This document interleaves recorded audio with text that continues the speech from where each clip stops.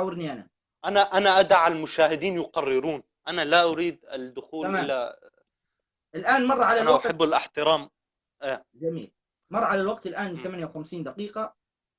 نكمل حوارنا غدا، نعطي فرصة للآخرين وبعدها سننهي البث لأن صلاة المغرب اقتربت، وفي سيكون بيننا حوارات أخرى إن شاء الله. السلام تمام. عليكم شيخ. السلام عليكم. هذه تحية من؟ تحية شالوم من؟ شالوم عليكم. تحية سيد المسيح. شالوم ولماذا لا تحية؟ عليكم. لماذا لا نجد أي شلوم عليخا. لماذا لا نجد أي مسيحي يقول السلام عليكم؟ لماذا تقول نقول السلام نحن ونحن؟ السريان نقول هذه الكلمة باللغة السريانية ومعناها شلوم عليكم، يعني السلام عليكم. هذه أخذها محمد طبعا من السريان ومن النصاطرة ومن النصارى طبعا، لا يا ووضعها رجل. في دينه طبعا. لا يا رجل. للأسف الشديد أنا أريد، شوف شيخ أنا أريد الإسلام أن يكون اسمعني. الحق. لحظة. دعني استنى بس. شيخ استنى. تفضل أنت ألقيت تفضل. كذبة الآن، نرد على هذه الكذبة. كذب. تفضل. تمام. أولا أعطيني دليل أن النبي صلى الله عليه وسلم أخذ من السريانية، أو هو أساسا تعلم السريانية فضلا أن يأخذ من السريانية. من أعطيني دليل أنه العبرية. هو. نعم. من العبرية. الآن اليهود قلت يقولون إلا حتى السريانية. الآن كلتا اللغتين السريانية والعبرية، كلتا اللغتين من القرن الأول للميلاد حتى ها. الآن يحيون بهذه التحية، شلوم عليكم، شالوم جميل. عليكم. هل تعلم النبي صلى الله عليه وسلم العبرية والسريانية حتى يأخذ منها؟ لا بالضرورة ترجمها إلى العربية ووضعها في دينه. مترجمها معناته يعرف هذين اللغتين. هل عندك دليل أنه يعرف هذين اللغتين؟ مرته خديجة نصرانية، زوجة أين الدليل؟ النبي خديجة أين بنت عم ورقة الدليل؟ بن نوفل نصرانية. استنى. أين الدليل إن خديجة كانت نصرانية؟ ابنة عم ورقة بن نوفل من صحيح البخاري. هل بصحيح البخاري أن خديجة كانت نصرانية؟ ليس بنصرانية، أم ابنة عم ورقة بن نوفل. طيب ما علاقة النصرانية في موضوع العبرية والسريانية؟ وهل قال صحيح البخاري إن النبي صلى الله عليه وسلم تعلم السريانية العبرية من ورقة بن نوفل؟ هو أساسا النبي صلى الله عليه وسلم لم يلتقي بورقة بن نوفل إلا مرة واحدة فقط في حياته كلها. مرة واحدة. خطأ. هذا الدليل. التقى في. اسمعني بس. أتحداك تعطي دليل أنه واجه أو تقابل مع ورقة بن نوفل أكثر من مرة. زوجته خديجة تقابلت مع ورقة بن نوفل أكثر من مرة أو مرتين. نحن نتكلم عن النبي صلى الله عليه وسلم ولا نتكلم عن خديجة؟ وأيضا تحدي لك لو خديجة التقت بها أكثر من مرة. نعم. الآن أعطيني دليل. الحلقة الآن. أعطيني دليل. ولكن قلت حاليا أن راح نكمل الحلقة يعني ما أنت ألقيت كذبة. بالمناسبة أنت تعلم أن بولس أنا لم ألقي كذبة. كلا لم ألقي كذبة. هل تعلم أن بولس هو الذي كان يأخذ من الأشعار؟ من أشعار ماذا؟ الوثنيين. أشعار الوثنيين. أنا لا أجزم بهذا الموضوع. لا أنا أعطيك الدليل. لا أجزم. أعطيك الدليل. تفضل. أنا معلش أنا أقبل هالشيء. أنا أقبل. حاضر. ممكن. هذا الشيء لا بأس به. لا بأس. سأعطيك الآن النص. افتح معي. أنا لا أريد النص. اصبر. ما بالضرورة. استنى. أنا أعطيك. أنت اتهمت النبي صلى الله عليه وسلم ينقل من الوثنيين، صح؟ بولس رسولك هو الذي ينقل من الوثنيين. اقرأوا معي يا إخوة سفر أعمال الرسل إصحاح 17 والعدد 28. يتكلم بولس هنا يقول: لأننا به نحيا ونتحرك ونوجد، كما قال بعض شعرائكم أيضا، لأننا أيضا ذريته. نعم. اصبر. استنى. شوفوا هذه الكلمة تفسير. نفتح تفسير من؟ تفسير القس أنطونيوس فكري. تمام. لاحظ يقول هنا لا يوجد كلمات نظير هذه تشير لاعتماد المخلوق الكلي على الله الخالق لأن النبي هذه مقتبسة. نعم.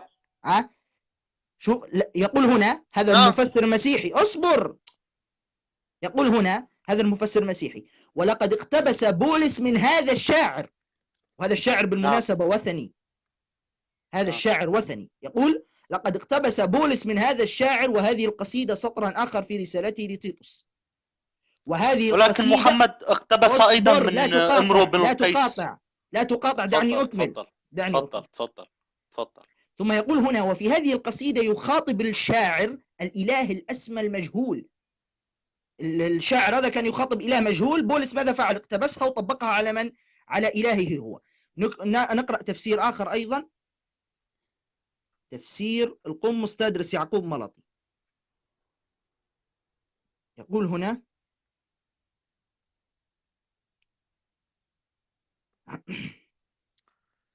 يقول من الواضح أن بولس استشهد بنماذج من الشعر الوارد بكتاب الظواهر للشاعر آراتوس، لاحظ، وهو يوافق على ما قال به اليونانيون، واليونانيون كانوا وثنيون، تمام. ويقول هنا ويتفق معهم ويربط بين ذلك وبين الإله غير الظاهر غير المعروف الخالق، الله الخالق ذاك الذي كان اليونان القدامى يعبدونه. لاحظت؟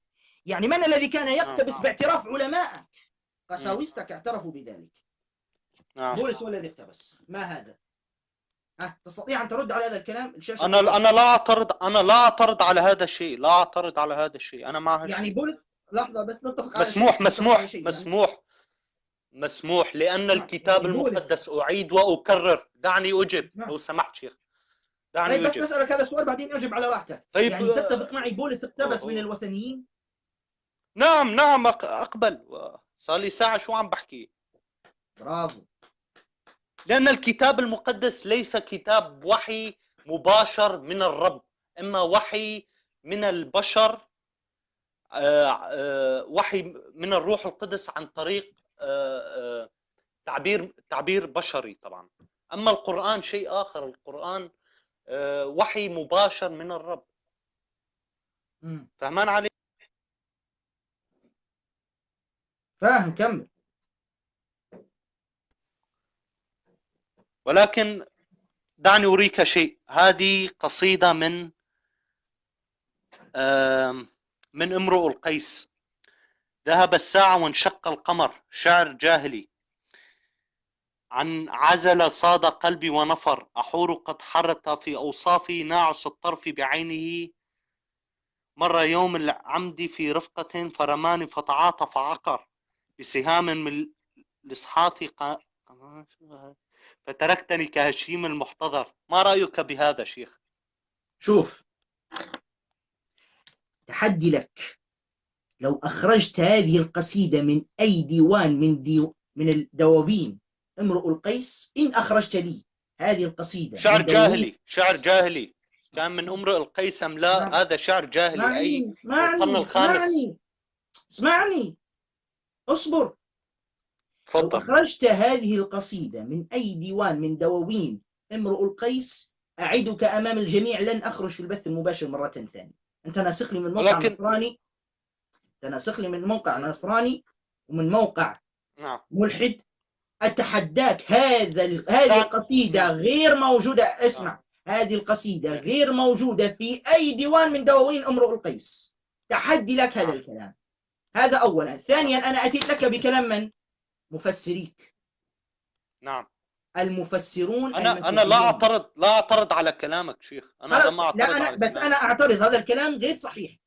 امرؤ القيس أثبت. تفضل أثبت. أنت الآن ستقع في الفخ. اصبر. فخ ما بعده. أنت وقعت من زمان شيخ، أنت وقعان من زمان. جميل. اسمعني بس. لنفترض هذه القصيدة صحيحة.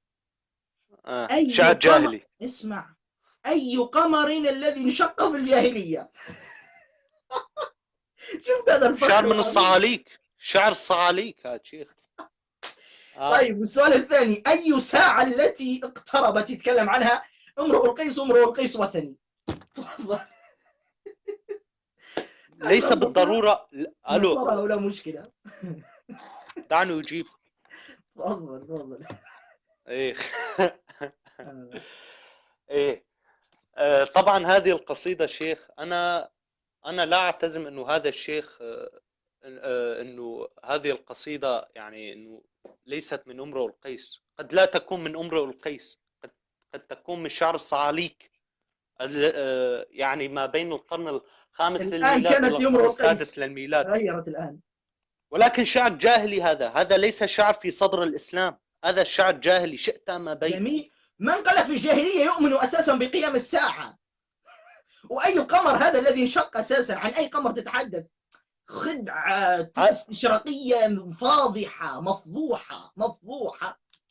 أي قمر هذا الذي انشق؟ القمر لم ينشق إلا مرة واحدة. متى انشق في العهد الجاهلي؟ إذا ادعائك شيخ أنه هذه القصيدة قصيدة من صدر الإسلام، أي ما بدايات الإسلام. كتبها أعداء الإسلام بعد الإسلام ليوهموا البسطاء أنه اقتبسها الإسلام. كتبت بعد الإسلام.